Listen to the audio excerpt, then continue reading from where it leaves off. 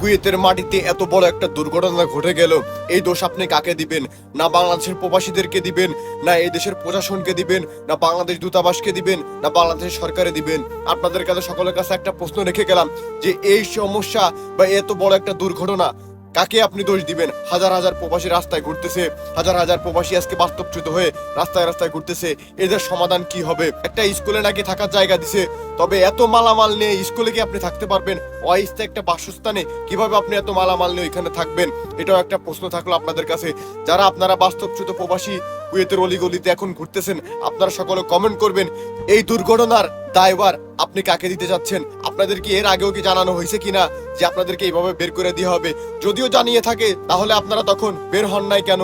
এই প্রশ্নটা আপনাদের কাছে আমাদের থাকবে। এখন কুয়েতের ভিতরে সব থেকে গরমের সিজন যাইতেছে, 55-50 ডিগ্রি তাপমাত্রা, বাইরে সাধারণ মানুষ থাকতে পারে না।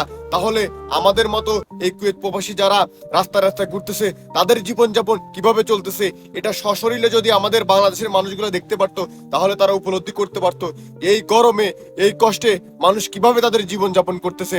আল্লাহ সবাইকে হেফাজত দান করুক, আল্লাহ সবাইকে সুস্থতা দান করুক, এটাই কামনা করি। তবে একটা প্রশ্ন রেখে গেলাম, এই সমস্যাটা কিভাবে তৈরি হলো যার কারণে আজকে আমার কুয়েত প্রবাসী ভাইরা এইভাবে রাস্তায় রাস্তায় ঘুরতেছে বাস্তবচ্যুত হয়ে? এই দোষ কার? এই দায়ভার কে নিবে? এটা সকলের কাছে প্রশ্ন থেকে গেল। আপনারা কমেন্টে জানাবেন আসলে আপনাদের সাথে কি ঘটছে, এটা দায়ভার কি, এটা দায়ভার কে নিবে, বা এইটার সম্পূর্ণ দোষ আপনি কার উপর দিতেছেন? আপনারা কমেন্টে জানিয়ে যাবেন। ভিডিওটা সকলে শেয়ার করে দিবেন, সঙ্গে থাকবেন। ধন্যবাদ।